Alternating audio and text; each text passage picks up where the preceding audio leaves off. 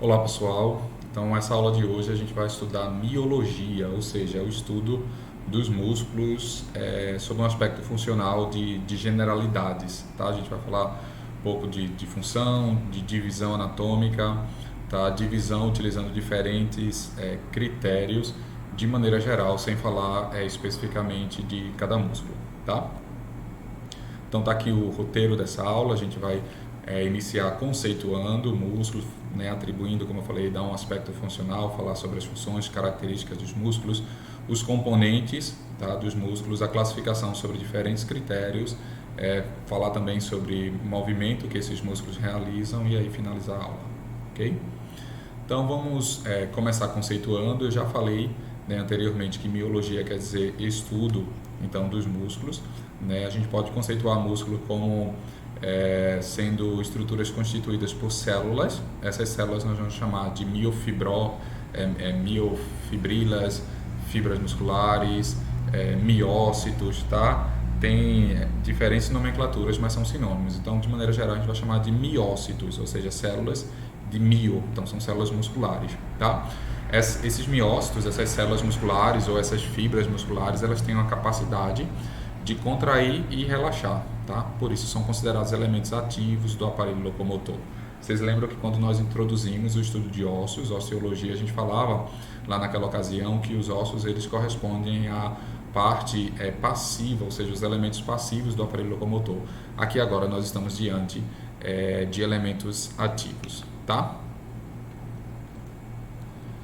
Então, do ponto de vista embriológico, né, as células mesenquimais elas sofrem um processo de diferenciação e as células, né, essas células mesenquimais que vão dar origem aos miócitos, elas começam a expressar proteínas contráteis, tá? Dando origem então às células musculares ou, como eu havia falado, aos miócitos. Então, as células musculares elas são especializadas em contração e relaxamento. Essas fibras musculares elas se agrupam em feixes que organizados formam então os músculos, tá?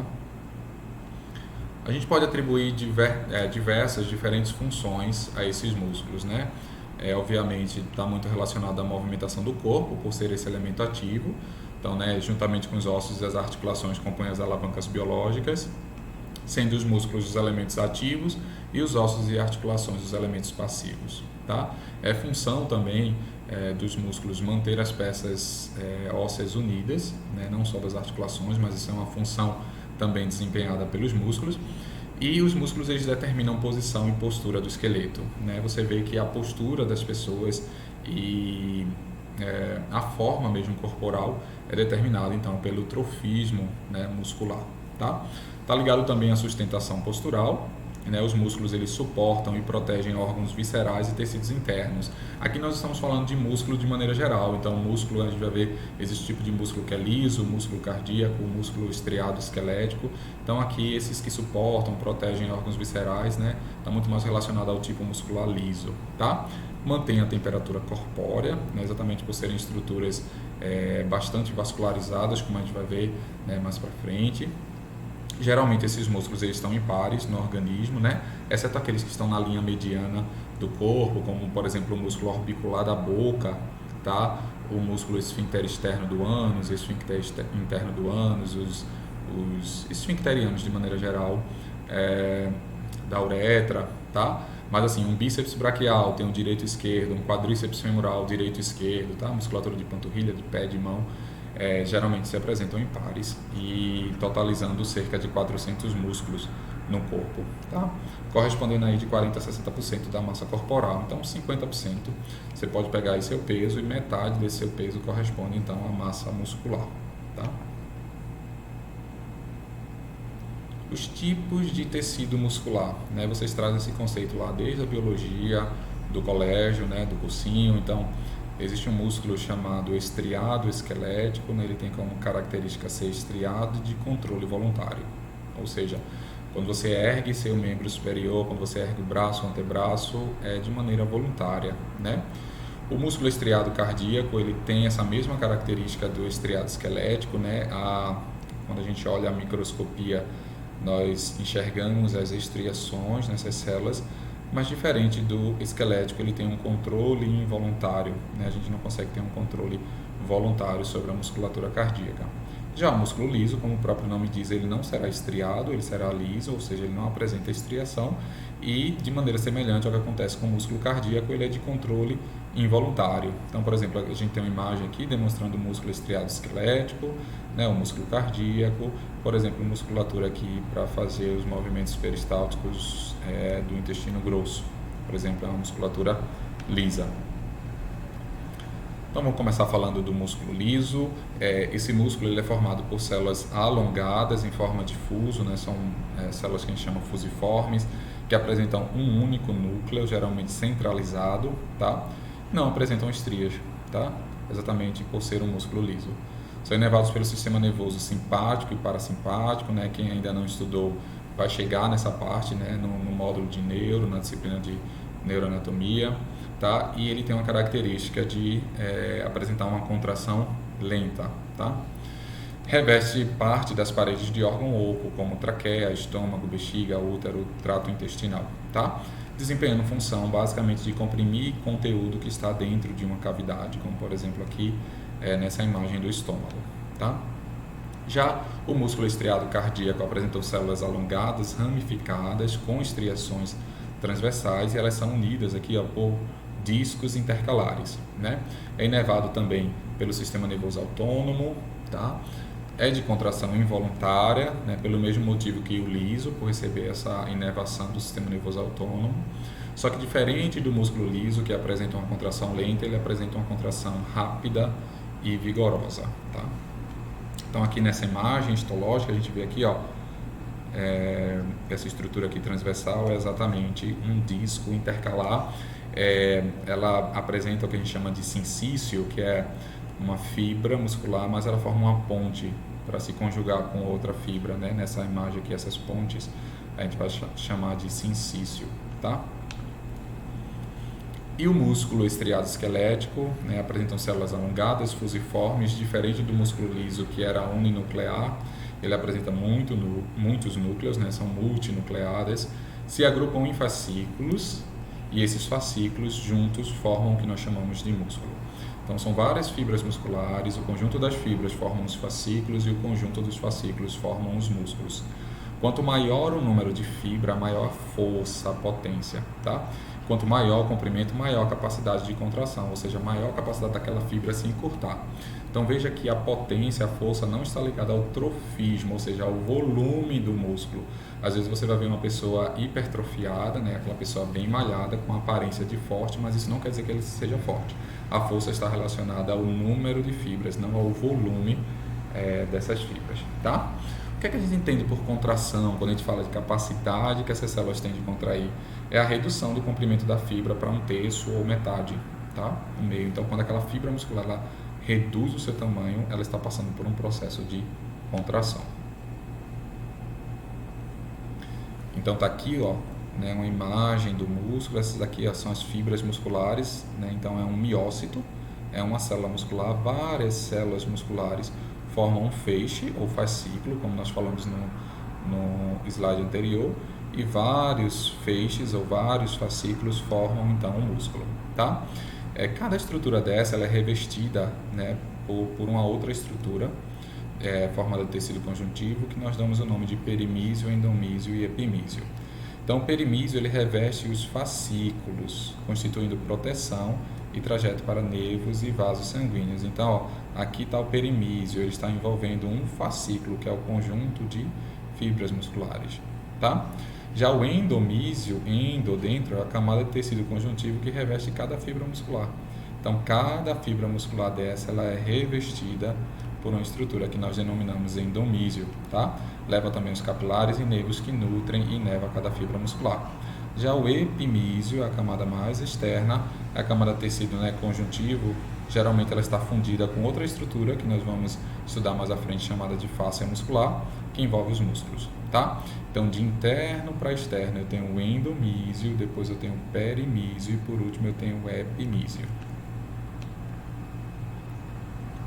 Como que esses músculos eles se fixam então nas estruturas, né? Embora a gente até fale, né, músculo estriado esquelético, ele recebe essa nomenclatura, é importante entender que ele não está ligado só a estruturas do esqueleto, ou seja, só a ossos, né? Sim, na maioria dos casos, os músculos eles apresentam um ponto de fixação nos ossos. Por exemplo, esse músculo aqui, isso é uma vista lateral da região cervical, é chamado de esternocleidomastoide porque ele tem uma fixação aqui no esternocleido de clavícula e processo mastoide do osso temporal, tá? Mas esse músculo ele pode se inserir numa fáscia muscular, ele pode se inserir na pele, como exemplo dos músculos da face, né, da mímica facial, são músculos cutâneos, que eles se fixam na pele, tá? Ou ele pode ter uma fixação na cartilagem, por exemplo, isso aqui é a orelha externa, e eu tenho aqui músculos, né, músculo maior da hélice menor, o trágico ou antitrágico, são músculos que eles têm o ponto de fixação na cartilagem, tá? Vamos falar um pouco dos componentes desses músculos. Então a gente tem aqui o ventre muscular, tendão muscular, aponeurose, né, que é um tipo de tendão, e fáscia muscular. Vamos definir cada um deles. Então, iniciando pelo ventre, né, o ventre muscular ele corresponde à porção média do músculo, é a porção contrátil ativa. Eu sempre falo, né, para os estudantes que o ventre é a parte carnosa do músculo, né? Então, aquele aspecto de carne, né, que é a porção contrátil ativa, isso é o que nós chamamos de ventre muscular. E as suas extremidades, né, se fixam a uma estrutura. Vamos dar um exemplo aqui.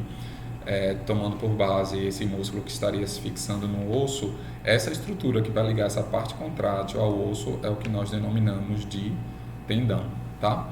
Então, o tendão está disposto em forma de cordas ou tiras nas extremidades dos músculos, né? Eles inserem um músculo a um osso, né?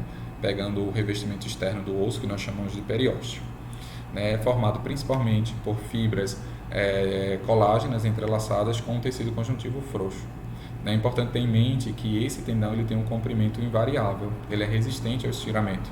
Então, quando você está fazendo uma atividade física, ali um alongamento, é importante saber que isso está acontecendo na parte contrátil do músculo, tá? Esse alongamento acontece então no ventre muscular, mas nas extremidades, no tendão, esse tecido ele tem um comprimento invariável, ele é bem resistente ao estiramento, tá? E nessas extremidades há um suprimento vascular escasso. Daí que ele apresenta uma coloração branca, tá? Então, essa aqui é uma vista anterior, né, da região do braço, e esse músculo aqui que está sendo evidenciado é o bíceps braquial, tá?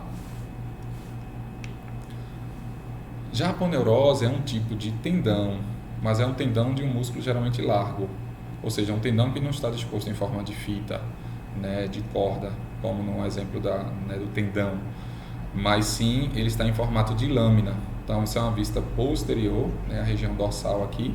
A gente tem esse músculo aqui, ó, grande dorsal, né, também chamado de latíssimo do dorso. E como ele é um músculo largo, não seria possível chegar na extremidade e ter uma fita aqui, ou corda. Então, esse tendão, ele está disposto aqui, né, em toda a extremidade do músculo aqui, se comportando como se fosse uma lâmina, tá? Então, toda vez que eu tenho um tendão em forma laminar, eu vou denominar esse tendão de aponeurose. Tá? Mas nada mais é que um tendão. A aponeurose é um tipo de tendão, só que é um tendão disposto em forma laminar. Já a fáscia muscular é uma lâmina de tecido conjuntivo, né, de fibrocartilagem, que envolve cada músculo individualmente. É aquela capinha quando a gente vai comer, por exemplo, o churrasco, e aí a picanha vem, né, a parte da carne, uma parte da gordura, mas entre a gordura e a carne a gente tem uma capa, né, mais rígida, porque é fibrocartilaginoso. Isso é o que nós chamamos de fáscia, tá? A fáscia ela tem por função, né, ela desenvolve o papel de uma bainha elástica de contenção que favorece a eficiência do trabalho de tração muscular durante uma contração muscular. Então, ela facilita o deslizamento dos músculos, né, entre um músculo e outro. Como ela reveste cada músculo individualmente, ela diminui, ela reduz o atrito durante a contração muscular. E ela também serve para a inserção muscular. Então, a gente tem músculos que se inserem na fáscia muscular de outros músculos, tá? Então, esse é um corte aqui, a região do braço, eu tenho um corte de secção transversal e eu vejo aqui, ó, parte do osso, né, o húmero, e aqui, por exemplo, músculos, tá? Que eles estão envolvidos individualmente por uma fáscia. Então, tem uma fáscia aqui de cada músculo, separando um músculo de outro e facilitando, então, o deslizamento entre eles, tá? O que seria um retináculo? Então, um retináculo corresponde a espessamentos transversais de uma fáscia muscular e eles estão envolvidos geralmente eles desempenham, né, um papel de reter tendões, evitando que se curvem para fora da posição durante a atividade. Então, por exemplo, isso aqui é uma imagem, né, da região dorsal do antebraço, então são os músculos da região posterior, né, então passa diversos tendões aqui pela região do punho, e eu tenho uma espécie de uma fita aqui, ó, que é um espessamento transversal da face muscular para durante a extensão do punho, esses tendões aqui eles não saírem para fora, para um lado e para o outro. Então, esse retináculo é um espessamento transversal de face que tem por objetivo reter esses tendões, tá? Facilitando, então, o movimento desses músculos. Alguns anexos musculares. Então, nós temos próximo aos músculos bolsas sinoviais, né? Essas bolsas sinoviais, elas são idênticas a uma outra estrutura que eu já vou mostrar, que é a bainha sinovial dos tendões, né? E é a mesma estrutura da membrana sinovial da cápsula articular. Então, como nós vimos na aula de articulação, né, as articulações sinoviais, essa cápsula articular fibrosa internamente é revestida por uma membrana sinovial, que está relacionada à produção do líquido sinovial. É a mesma estrutura daquela membrana sinovial e também da bainha sinovial dos tendões, que eu já vou mostrar. Essas bolsas sinoviais, elas ficam assim em região de impacto, tá? E elas têm por objetivo reduzir esse impacto, esse atrito que porventura possa existir. Então aqui a gente tem a região do ombro, tá? E aqui a gente está, né, evidenciando uma bursa, tá? A gente chama de bolsa sinovial ou bursa. Então uma bursa subacromial, ou seja, ela está abaixo do acrômio, tá? E a inflamação dessa estrutura dá origem então a uma situação clínica que nós chamamos de bursite, tá? É comum a inflamação, né, da bursa subacromial, mas a bursite não é uma doença exclusiva, não é uma condição exclusiva do ombro, tá? Pode ter bursite onde tiver bursa. Então, na região de fêmur, na bursa trocantérica, tá? Então, o paciente pode ter uma bursite trocanteriana. Enfim, não é exclusiva do ombro, mas está ligada à inflamação dessas bolsas sinoviais, tá? Modificações que acontecem, então, nessas fibras musculares. Né? Toda vez que eu tenho um aumento do volume das fibras musculares, eu estou diante de um processo de hipertrofia, tá? Então, é o aumento do volume, né, das células, não de maneira numérica, porque quando eu aumento o número de células, eu tenho um processo de hiperplasia, que acontece no câncer, por exemplo. É uma multiplicação de células. Hipertrofia muscular não. A hipertrofia muscular é um aumento do volume daquela célula, tá? Já o contrário da hipertrofia seria a hipotrofia, quando você perde volume, e você pode chegar numa condição de atrofia, que é uma diminuição bem severa do volume das células, né? Muito comum de visualizar em pacientes acamados por longo tempo. Pacientes de UTI vão sofrendo um processo de atrofia muscular. Quando a gente fala de músculo, é importante a gente falar de origem e inserção muscular, tá? Então, isso aqui é um conceito que eu trago anatômico, que esse conceito ele não está muito aplicado na prática, e eu já explico por quê. Então, se vocês pegarem um livro clássico de anatomia, como Gray, enfim, livros, né, até mais antigos, até mesmo D'Angelo Fatini, talvez o Muro, eu não lembro se ele já foi atualizado, vocês vão ter essa definição de origem e inserção. Então, a origem é a extremidade muscular fixada na peça óssea que não se desloca. É também chamada de ponto fixo. Então, a origem é o ponto fixo, é o ponto que não se desloca, e a inserção seria o ponto móvel, ou seja, o ponto que se desloca. Então, por exemplo, vamos considerar que isso aqui seria a região do cotovelo, né? Então, eu tenho o braço e aqui eu tenho o antebraço. Na flexão de cotovelo, é o antebraço que se aproxima do braço. Então, eu chamaria esse ponto que está aqui no braço, por exemplo, esse poderia ser o músculo braquial, de origem, porque ele é o ponto fixo, e esse ponto aqui na una de inserção, porque é o ponto móvel. Só que esse conceito ele é equivocado porque depende do movimento que o paciente esteja fazendo. Então, por exemplo, vou ilustrar para vocês nessa imagem. Então, nessa imagem aqui, ó, o começo do exercício é esse, né? E aí ó, a pessoa vai trazer aqui o calcanhar próximo à região do glúteo. Então, se a gente considera esses músculos aqui que estão destacados em azul, que esse grupamento posterior da coxa nós vamos chamar de isquios crurais, porque ele sai aqui, ó, da tuberosidade isquiática e vem para a perna, para a crura, tá? Então a gente vai falar que aqui é a origem e aqui é a inserção. Por quê? Porque esse ponto ficou fixo do início ao fim do exercício e esse ponto aqui, ó, foi o que se deslocou, tá? Mas olha, trabalhando esse mesmo músculo no agachamento. Então aqui está o início, tá? E aqui o fim do exercício. Então o que aconteceu? O ponto fixo foi o ponto da perna e o ponto móvel foi da região glútea. Então vocês entendem que ponto fixo e ponto móvel depende do exercício, depende do movimento que você vai fazer. Então não tem como a gente determinar o que é a origem e inserção por ponto fixo e ponto móvel. Então o que é mais aceito, né? Porque a gente fala, esse é um conceito, vocês vão, né, encontrar na maioria dos livros, ponto fixo e o ponto móvel é o que aproxima então a outra extremidade, né? O ponto móvel aproxima a outra extremidade do ponto fixo, encurtando o ventre, tá? Mas o que é mais comum, principalmente quando for cursar, né, disciplinas como cinesiologia, que é o estudo de movimento, a gente termina descobrindo que a origem é aquele ponto mais proximal da linha mediana, tá? E a inserção, o ponto distal.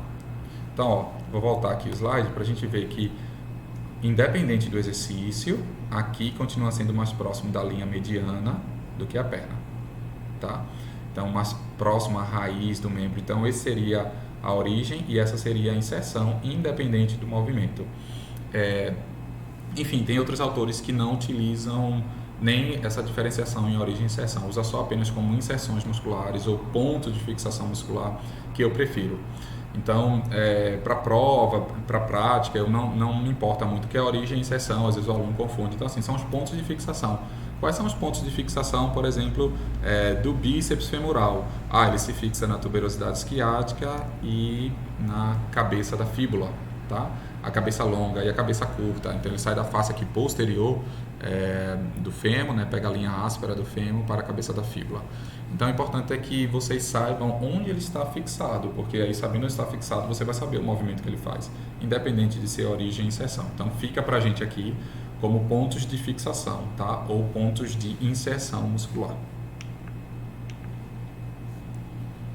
Então, vamos classificar os músculos e a gente vai usar diferentes critérios para classificar esses músculos. Então, a gente pode classificá-los quanto ao arranjo das fibras, quanto à forma dos músculos, quanto ao número de tendões de origem, que são as cabeças, ou tendões de inserção, que são as caudas, números de ventres musculares, a função que eles desenvolvem, a relação miotendão, ou seja, qual a relação entre o tendão e a parte carnosa, sobre o ponto de vista embriológico, topográfico e também o tipo de movimento, tá?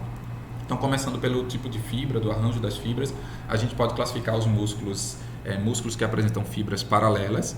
Então, olha aqui, as fibras musculares, ó, elas estão dispostas de maneira paralela, ou a gente pode classificar esse músculo como oblíqua. Então, por exemplo, isso aqui é uma vista anterior da região da coxa, tá? Então, percebam que eu tenho um tendão aqui, ó, e saem fibras musculares de um lado e do outro. Então, elas não estão paralelas. Então, a gente pode classificar quanto ao arranjo de fibras. Esse músculo é um músculo que apresentam fibras dispostas de maneira oblíqua, e esse músculo apresenta fibras musculares dispostas de maneira paralela, tá? Quanto à forma dos músculos, nós vamos adotar aquelas três dimensões, comprimento, largura e espessura, que a gente utilizou em ossos.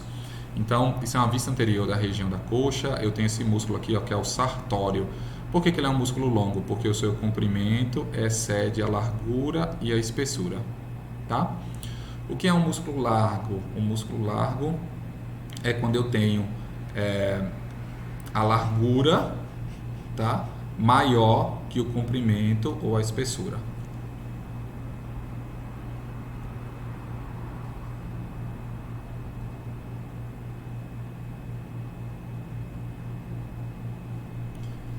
Então, nós vamos utilizar aqui como critério, né, as três dimensões que utilizamos lá no estudo de osteologia. Então, o que é um músculo longo? É toda vez que eu tenho aqui, ó, o comprimento maior que a largura e a espessura. É o exemplo desse músculo aqui, ó, que é o músculo sartório, nessa região aqui anterior de coxa.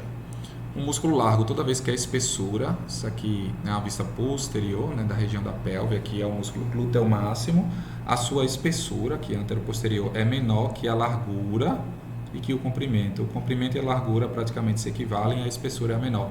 Então a gente está diante de um músculo largo, tá? Um músculo curto, quando eu tenho as três dimensões se equivalendo. Então, por exemplo, esse músculo aqui, ó, que é o masseter, eu tenho a largura, o comprimento e a espessura, ele é bem robusto, se equivalendo. Então, é um exemplo de um músculo curto, tá? Eu vou classificar também o músculo quanto a essa forma aqui, ele sendo circular, que eu não levo em consideração as dimensões, mas a disposição das fibras. Então, esses músculos aqui, ó, circulares, eu ainda subdivido um músculo circular em orbicular ou esfincteriano. O que é que diferencia? O orbicular, ele está apenas orbitando. Então, por exemplo, esse músculo aqui, ó, é orbicular do olho direito, músculo orbicular do olho esquerdo, orbicular da boca, tá? Ele está apenas ali orbitando. E músculo esfincteriano, quando ele tem uma função de esfíncter, ou seja, de regular a passagem de algo, tá? Como, por exemplo, esfíncter externo do ânus, esfíncter externo da uretra. Então, eles regulam esses músculos a passagem de fezes e urina, respectivamente, tá? Quanto ao número de tendões de origem, ou seja, o número de cabeças desses músculos. Então, esse músculo aqui, eu tenho 2 tendões de origem aqui, ó, e apenas um ponto de inserção distal, tá? Então, ele só tem uma cauda, que é o que nós chamamos, mas ele tem 2 cabeças, e por isso eu vou chamar ele de bíceps.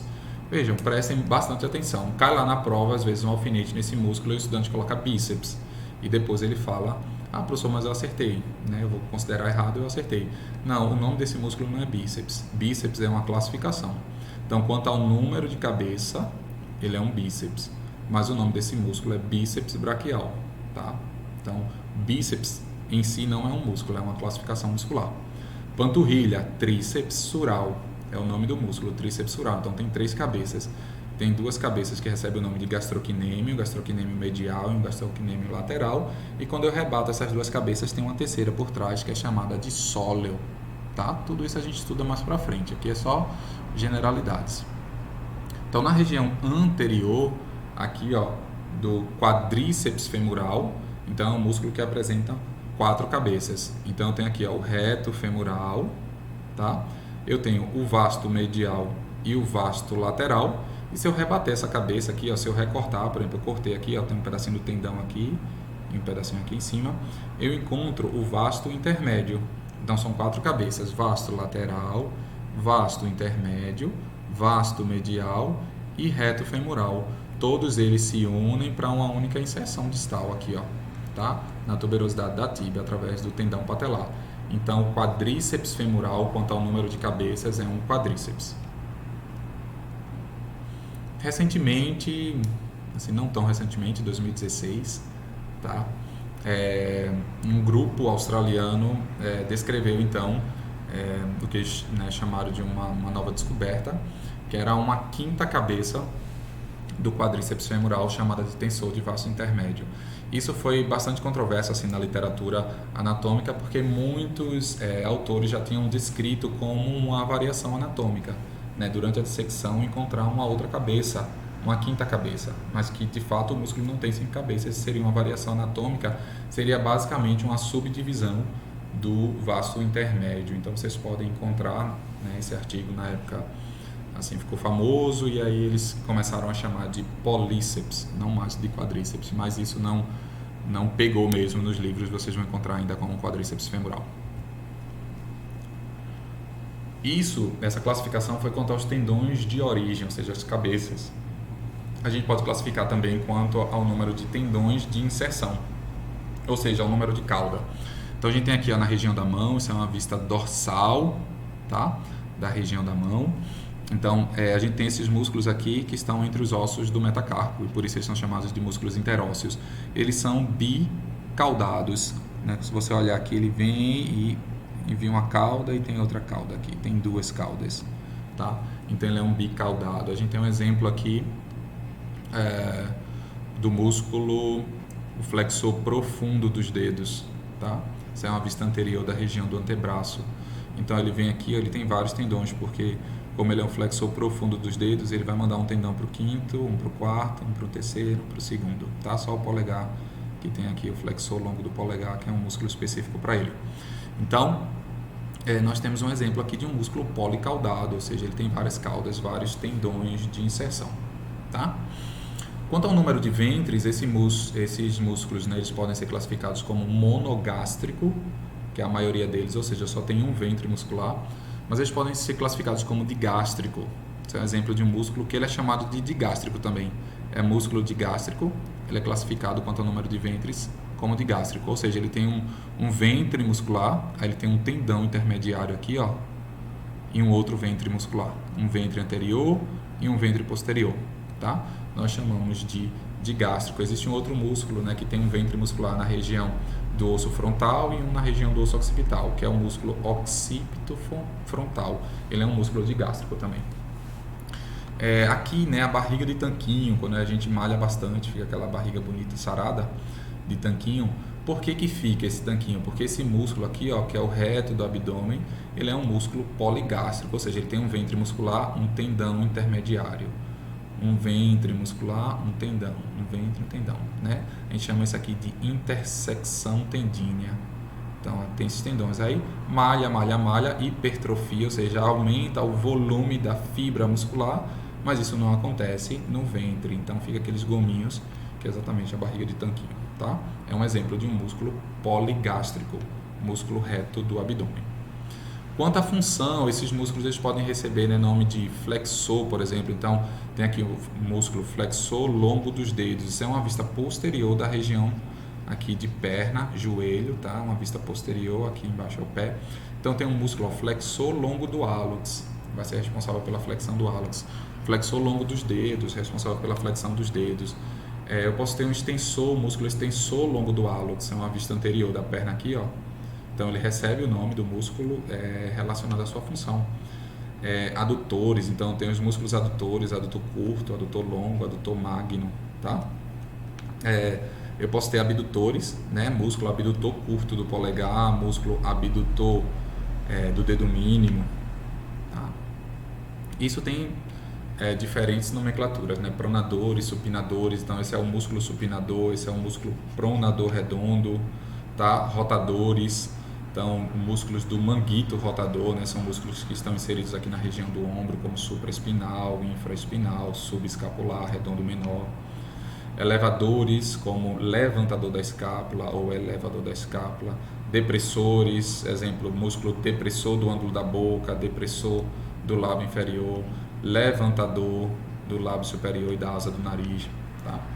Tensores, dilatadores, então, constritores de pupila, dilatador da pupila, tá? Esse aqui é um exemplo desses músculos aqui na região da pupila.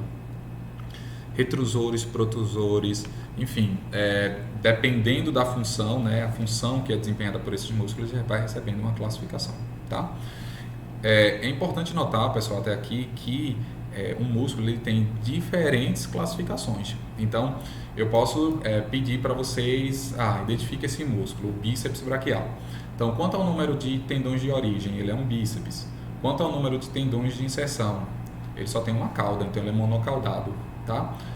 Quanto ao número de ventre muscular, então, embora eles tenham duas cabeças, ele só tem um ventre muscular, então ele é monogástrico, tá? Quanto à função do bíceps braquial, ele é um flexor, ele é flexor do antebraço, tá? Então, entendam que tem diferentes critérios de classificação, então o mesmo músculo ele recebe diferentes classificações, tá? A relação miotendão, ou seja, das fibras musculares com o tendão, a gente pode classificar o músculo como monopenado, ou também chamado de monopeniforme, tá? Quando eu tenho as fibras musculares saindo assim, ó, de um lado do tendão, tá? Então, é um monopenado ou monopeniforme. Eu tenho um bipenado, quando eu tenho um tendão central assim, ó, e as fibras musculares saindo dos dois lados, tá? Então, por exemplo, aqui uma das cabeças do quadríceps femoral, que é o reto femoral, ele é um bipenado, ou bipeniforme. Eu tenho um tendão aqui, eu tenho fibras musculares saindo dos dois lados, tá? Eu tenho aqui esse músculo, que é o extensor longo do hálux, tá?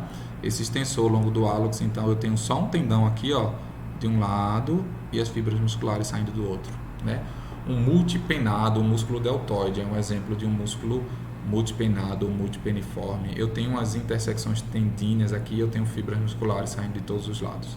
Então, o músculo ele pode ser multipenado, bipennado ou monopennado, tá?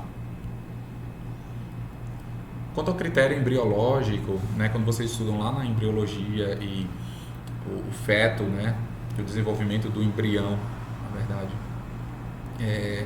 nós temos lá a notocorda, que vai dar origem, então, à coluna vertebral, né, e os somitos, que vão dar origem aos músculos. Os somitos, né, vão dar origem aos miótomos. Então, os miótomos que vão dar origem, então, a esses músculos. E a gente percebe lá na embriologia que eu tenho os miótomos nessa região da coluna vertebral, mas ele não está presente na extremidade cefálica, ou seja, na cabeça, exceto os miótomos ali pré-ópticos, tá? Então, basicamente é assim, todos os músculos do corpo, eles são músculos chamados de mioméricos, porque eles são derivados dos miótomos, tá? Mas como a extremidade cefálica do embrião não tem miótomos, então esses músculos eles são derivados dos arcos branquiais. Então, os músculos da cabeça nós vamos classificá-lo embriologicamente como músculos branquioméricos, né, que eles são derivados dos arcos branquiais, tá? Então, músculos da mímica facial, e músculos da mastigação, como o masseter, aqui, o temporal, tá? Os pterigoideus, medial, lateral, são músculos branquioméricos, tá? E os músculos, né, do restante do corpo, eles são músculos mioméricos, tá? Quanto à topografia, a gente traz a mesma topografia lá de osteologia em relação ao esqueleto, músculos axiais e músculos apendiculares. Quanto ao tipo de movimento, nós podemos classificar esses músculos em agonista, antagonista e sinergista. Então, agonistas são músculos que fazem a principal função, né, o principal efetor daquele movimento. Antagonista, eles se opõem ao movimento, e sinergista, eles participam do movimento efetuado, geralmente como estabilizadores daquela articulação. Então, vamos dar um exemplo aqui. Eu tenho aqui a coxa e perna. Então, quando eu faço extensão da perna, tá? O agonista é o quadríceps femoral. E o antagonista, esses músculos da região aqui, posterior de coxa, que em conjunto nós chamamos de isquios crurais, tá? Já quando eu faço flexão, os isquios crurais passam a ser os agonistas, tá? Porque é o principal efetuador, e o quadríceps femoral é o antagonista. E eu tenho músculos que não estão participando diretamente do movimento de flexão e extensão, mas eles estão estabilizando. Então, por exemplo, vamos ver esse exemplo aqui, na contração desse músculo aqui, que é o bíceps braquial, né, eu fazendo flexão de antebraço, o bíceps braquial, ele é o agonista, e o tríceps braquial, ele é o antagonista. Para que esse movimento aconteça, o tríceps braquial ele tem que relaxar. Já na extensão é o contrário, o tríceps braquial contrai e o bíceps braquial relaxa. Em se tratando da vascularização e inervação, né, os músculos esqueléticos eles são ricamente vascularizados e inervados, né? Por exemplo, carne bovina no churrasco mal passada tem bastante sangue, então são estruturas bem vascularizadas e também inervadas, tá? Então, artérias e nervos penetram em um músculo, assim como veias. Então, lembrar que são estruturas bem vascularizadas, até por isso elas desenvolvem, né, os músculos eles desenvolvem a função aí de controle corpóreo da temperatura. Então, pessoal, com isso a gente finaliza essa aula, tá? São aspectos gerais, né, como havia falado, generalidades, e ao longo do curso, então, a gente vai estudando especificamente cada músculo por região, né, os músculos dos membros superiores, membros inferiores, de região do dorso, do abdômen, do tórax, e aí conforme eu for ministrando as aulas, eu vou trazendo algumas características dessa aula aqui de generalidades, tá bom? Um abraço e bom estudo a todos.